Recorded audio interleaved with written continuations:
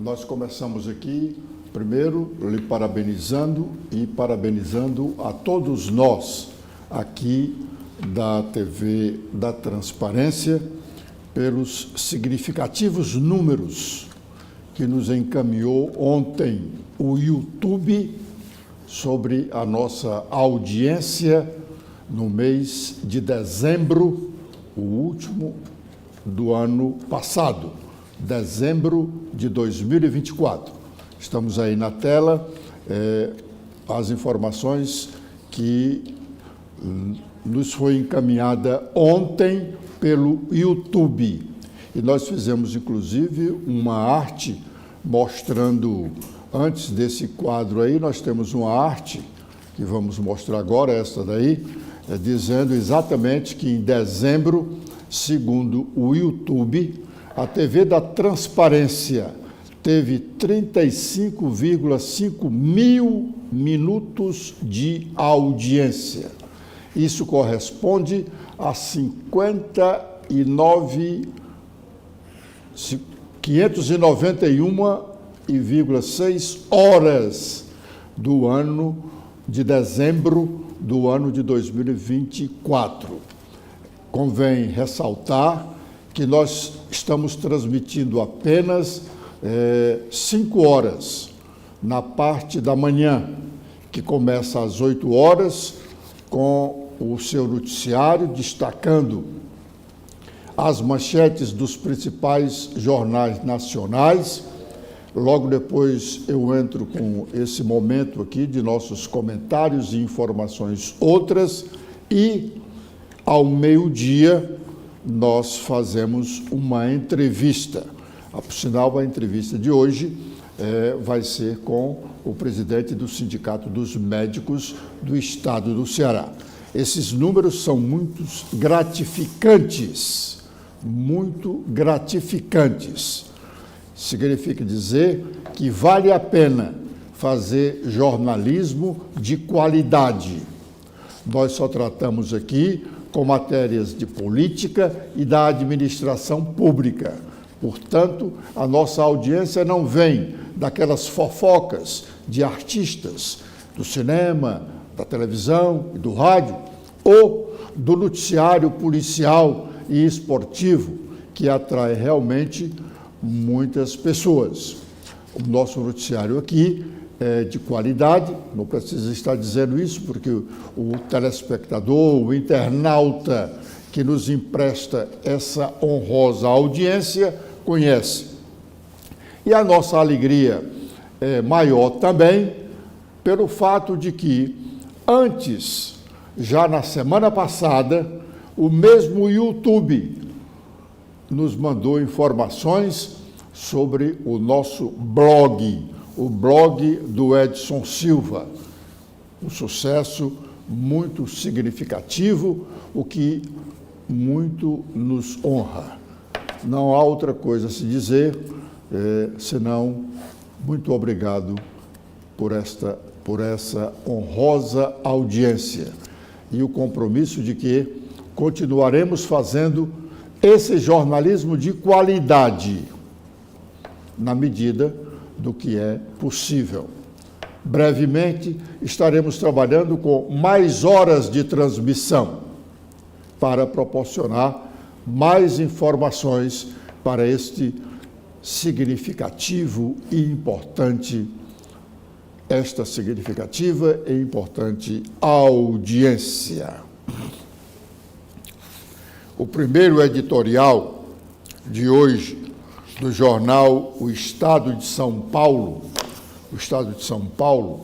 aliás, os grandes jornais nacionais, eles têm mais de um editorial por dia. O Estado de São Paulo tem 2 editoriais. O primeiro editorial de hoje é um verdadeiro libelo ao governo do presidente Lula. Um verdadeiro libelo. O título do editorial é o seguinte: Lula já não governa, é governado.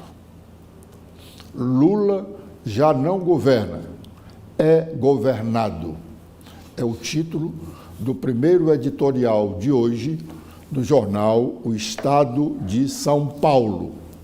No abre, como nós chamamos no jornalismo, diz o editorialista: ao ceder facilmente à pressão das redes e revogar medida correta, o presidente mostrou-se incapaz de defender suas decisões. O título é Lula já não governa, é governado. O abre do editorial diz o seguinte, nós acabamos de ler: ao ceder facilmente à pressão das redes e revogar medida correta, o presidente mostrou-se incapaz de defender suas decisões. E diz lá o editorial: o governo Lula da Silva deu uma inacreditável demonstração de covardia ao revogar uma normativa da Receita Federal sobre o PIX, voltando atrás de uma decisão correta apenas porque foi criticada e distorcida nas redes sociais. Se acreditava que a medida em questão era boa, como de fato era, o governo deveria tê-la bancado. Ao ceder facilmente à pressão das redes, o presidente da República mostrou-se incapaz de defender até mesmo suas decisões mais comezinhas, como era o caso desta. Isto é, Lula deu claros sinais de que já não governa, ao contrário, é governado.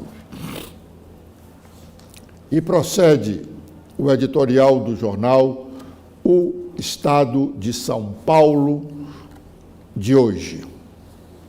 E note-se, o veteraníssimo Lula não está sendo governado apenas pelas raposas felpudas do Centrão, mas também por um rapaz de 28 anos, mal entrado na política. O rapaz em questão é o deputado oposicionista Nicolas Ferreira, PL Minas Gerais, que gravou um vídeo singelo no qual levantou dúvidas sobre as verdadeiras intenções do governo ao obrigar bancos digitais e operadoras de cartão de crédito a informar ao fisco movimentações mensais por PIX superiores a R$ 5.000 por pessoas físicas e a R$ 15.000 por pessoas jurídicas. Como, aliás, já fazem bancos públicos e privados e cooperativas de crédito, com o propósito de fechar brechas para a sonegação fiscal e a lavagem do dinheiro. É ocioso discutir se a intenção do referido deputado era suscitar questões legítimas ou explorar politicamente o receio dos pequenos empreendedores de terem sua modesta renda mordida pelo fisco. O fato é que o vídeo teve mais de 200 milhões de visualizações e o espírito de sua mensagem chegou com força ao mundo real. É muito provável que o parlamentar tenha gastado em seu vídeo apenas uma ínfima fração do dinheiro que o governo despendeu para contra-atacar a boataria. E, no entanto, foi infinitas vezes mais bem sucedido. E isso aconteceu porque ninguém mais acredita no governo.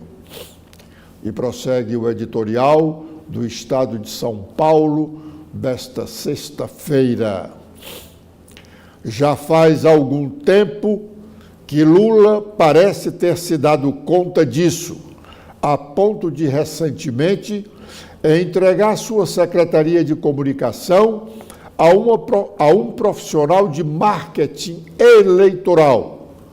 Mas talvez fosse o caso de contratar um ilusionista.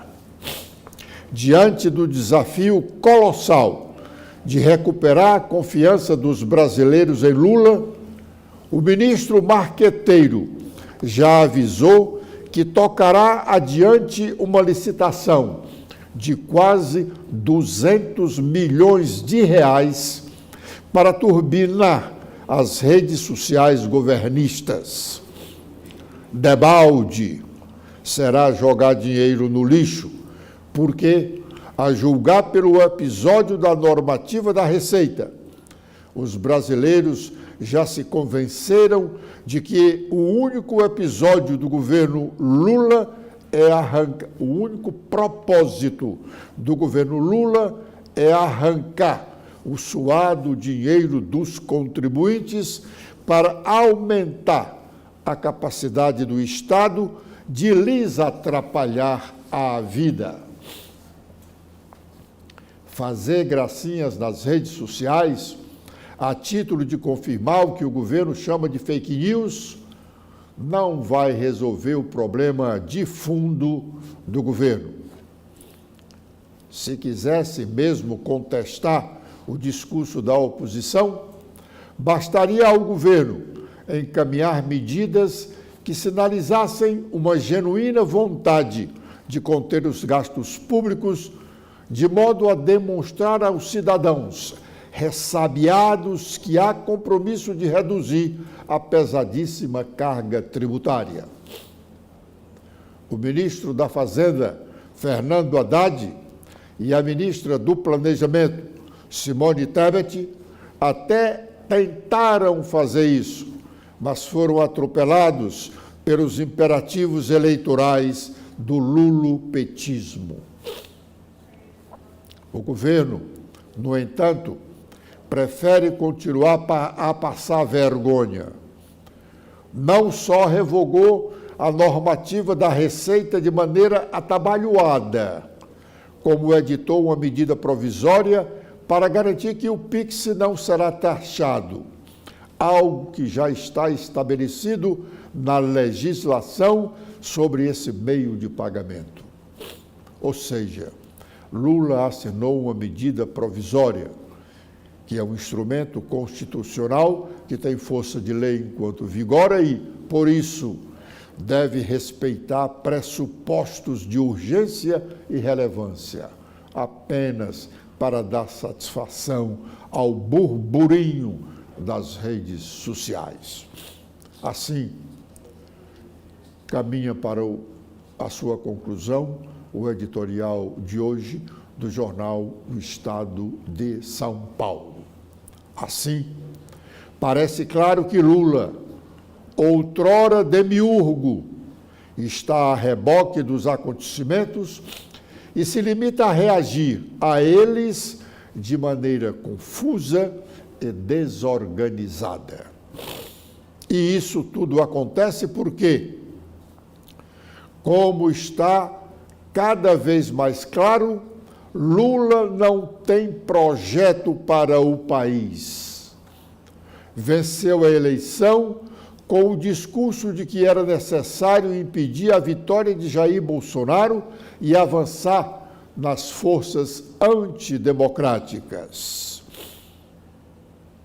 Mas, uma vez no poder, viu-se refém de uma conjuntura muito mais espinhosa do que a de seus mandatos anteriores e hoje parece perdido e incapaz de impor a sua versão dos fatos. Acabamos de ler o editorial, o primeiro editorial de hoje do jornal o Estado de São Paulo. Repito, um verdadeiro libelo ao governo do presidente Lula. Os terceirizados, os trabalhadores terceirizados da Assembleia Legislativa do Estado do Ceará estão em polvorosa. Todos receberam um aviso prévio com o chamamento para comparecerem na próxima segunda-feira, dia 20, para assinarem as rescisões dos seus contratos de trabalho. Está todo mundo em polvorosa. A coisa só não é mais alarmante, porque a Assembleia praticamente está com suas portas fechadas em razão do recesso. O Legislativo cearense só volta a funcionar normalmente a partir do dia 1º de fevereiro, com a posse dos novos dirigentes que foram eleitos ainda na primeira quinzena do mês de dezembro passado. Os dirigentes da Assembleia tomarão posse no dia 1º e no dia 3 será realizada a primeira sessão do Legislativo do ano de 2025. Nessa oportunidade, o governador Eumano de Freitas vai comparecer à casa, levando a sua prestação de contas do ano de 2024. Mas voltando à situação dos terceirizados, reafirmando que eles estão vivendo momentos de pavor, porque estão com a expectativa de serem todos demitidos, embora haja a expectativa de que uma boa parte não será, porque a Assembleia não pode prescindir do trabalho de terceirizados. O quadro de servidores da Assembleia Legislativa do Estado do Ceará é realmente grande, mas é um quadro para inglês ver, porque esse pessoal não comparece aos seus locais de trabalho, o que significa dizer que os servidores ativos do Poder Legislativo, a quase totalidade não trabalha. Se o funcionamento do Legislativo cearense dependesse unicamente dos servidores da casa, não existiria serviço naquela casa, porque os servidores lá, a quase totalidade, não trabalha, só recebe no final do mês os seus gordos salários. Nós estamos dizendo gordos salários, porque os melhores salários do Estado, reunindo os três poderes, os empregados, ou melhor, os servidores dos três poderes, do Executivo, do Legislativo e do Judiciário, só os servidores do Legislativo e do Judiciário ganham realmente bem. Os servidores do Executivo ganham muito pouco em relação ao que ganham os servidores do Poder Judiciário, e os servidores do Poder Legislativo.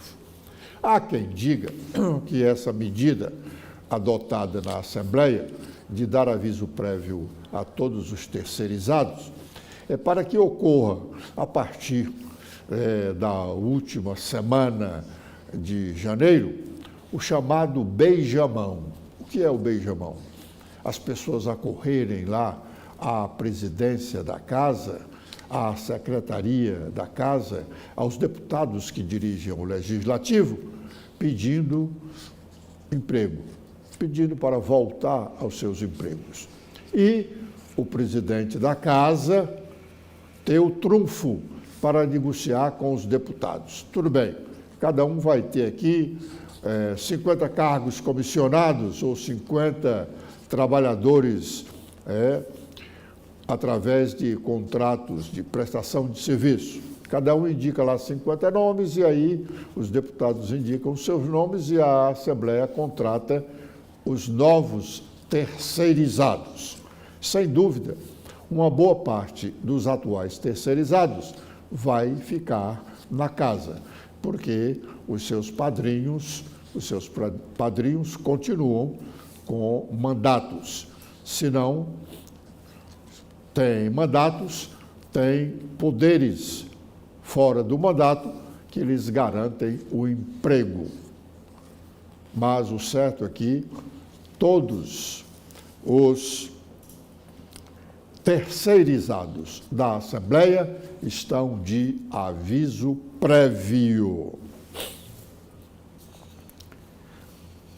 Tem se falado nos últimos dias do início do funcionamento do mais novo hospital público do estado do Ceará, o Hospital da Universidade Estadual do Ceará, que está concluído já desde 2022, segundo anunciava o ex-governador Camilo Santana, hoje ministro da Educação.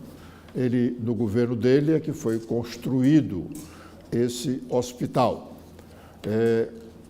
Quando funcionar plenamente, sabe-lá-se quando será o maior hospital público e privado do estado do Ceará, com mais de 500 leitos. Se fala em 500 e se fala em 600, não se sabe ainda nem o número exato.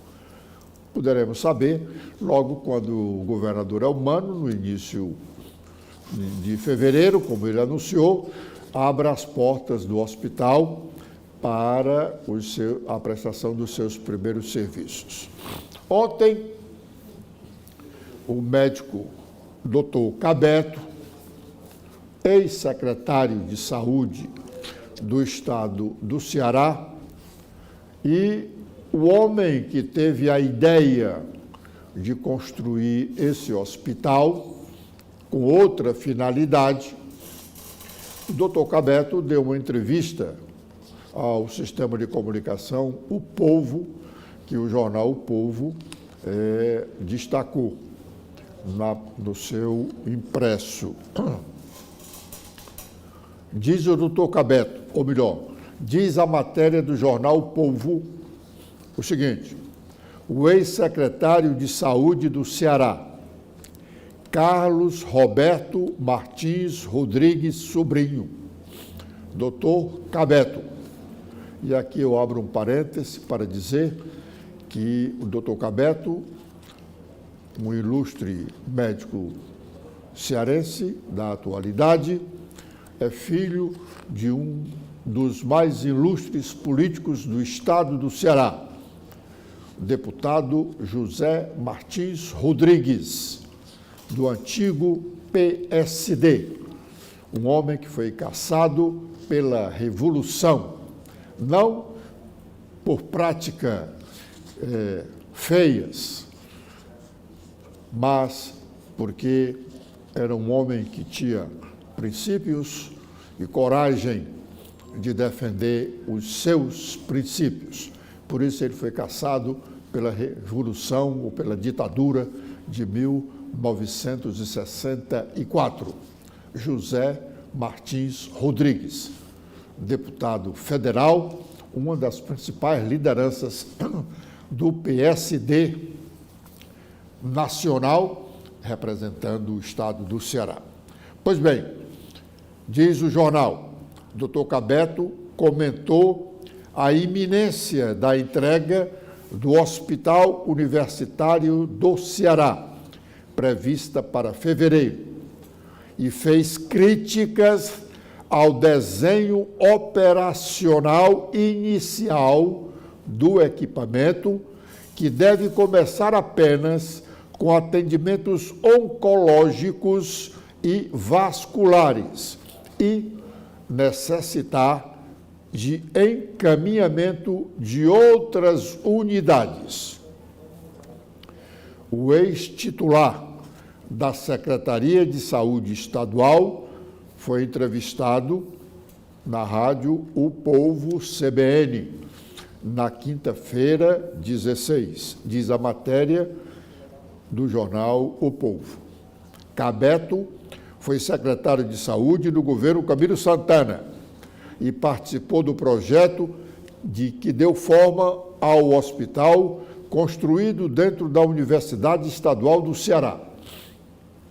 Ele destacou que o projeto inicial previa abertura com atendimento emergencial, de portas abertas, em todas as especialidades e que eventuais mudanças podem aumentar custos.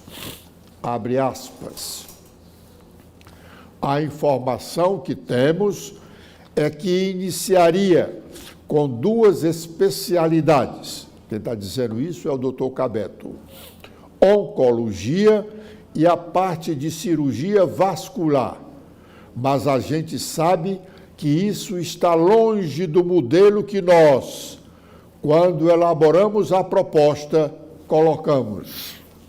O Hospital Universitário do Ceará foi desenhado, enfatiza o doutor Cabeto, obrigatoriamente para ter emergência de porta aberta em todas as especialidades, até porque é um hospital de ensino. Trauma, cirurgia geral, cardiologia, clínica médica, ginecologia, obstetrícia. Fecha aspas. São afirmações do doutor Cabeto, ex-secretário de Saúde do Estado do Ceará, o mentor da construção desse hospital. Repito, não se sabe quando ele funcionará plenamente. É grande. E a preço de hoje e do próximo ano, o governo do Estado do Ceará não tem recursos para bancar o funcionamento do Hospital Universitário do Estado do Ceará. Esse hospital da Universidade Estadual do Ceará. Nós afirmamos isso porque no orçamento deste ano, todo o recurso para a saúde já está definido e não tem recursos para o funcionamento do hospital da Universidade Estadual. Para o próximo ano, quiçá tenha. O custo da construção do hospital é elevado, sim. O custo é um custo elevado, sim. O Estado gastou muitos milhões de reais na construção da obra e na compra dos equipamentos para o funcionamento do hospital. Há quem diga que quase todos os equipamentos para o funcionamento pleno do hospital já estão dentro de casa, ainda engavetados, empacotados. O custo da construção da obra e dos equipamentos é muito pequeno em relação ao custeio do funcionamento do hospital. Já se dizia lá atrás que o governo gastava alguns milhões de reais, gastou no momento da inauguração dos 2 grandes hospitais regionais. O Hospital Regional lá da Zona Sul, o Hospital Regional do Cariri, e o Hospital Regional da Zona Norte, que é o Hospital Regional de Sobral. Já se dizia lá naquela época que o custo anual do funcionamento de cada um desses hospitais significaria ou equivaleria ao custo da construção e dos equipamentos do hospital. Ou seja, se o hospital foi investido lá no hospital 200 milhões de reais para a construção da sua estrutura física e da sua estrutura de equipamentos, no primeiro ano de funcionamento, o Estado gastou os mesmos 200 milhões de reais, só com o pagamento da sua operacionalidade. Hoje, as últimas informações que se tem sobre gastos da saúde nos hospitais regionais, as últimas informações são de 2023.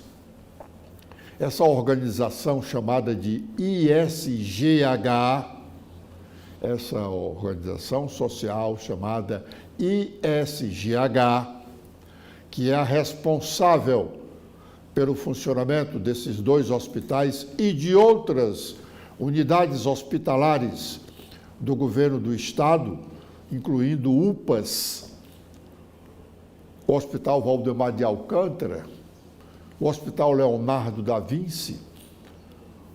O custo do funcionamento desses hospitais chega próximo de 2 bilhões de reais.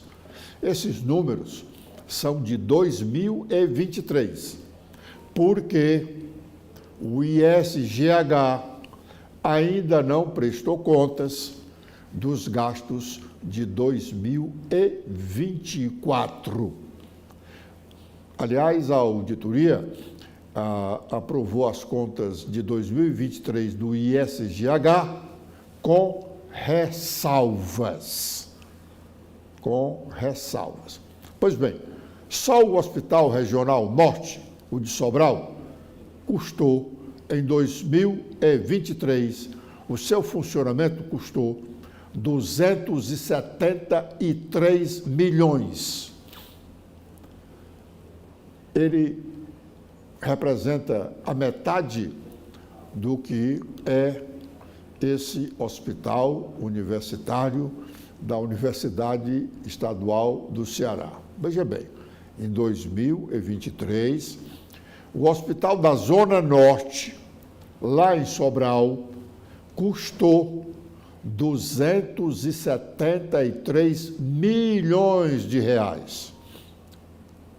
Guardada as devidas proporções, se esse hospital da Universidade Estadual do Ceará tivesse funcionando plenamente, teria gasto hoje mais de R$500 milhão de reais. De onde vem esse dinheiro? Do SUS. O dinheiro do SUS já está repartido. A cada ano se constrói inúmeros hospitais em todo o Brasil. O critério de distribuição dos recursos do SUS é o mesmo de quando ele foi constituído, o Sistema Único de Saúde. Portanto, não se venha dizer que o SUS vai ter dinheiro para manter o hospital da Universidade Estadual do Ceará. Não, não terá, porque o dinheiro dele é finito.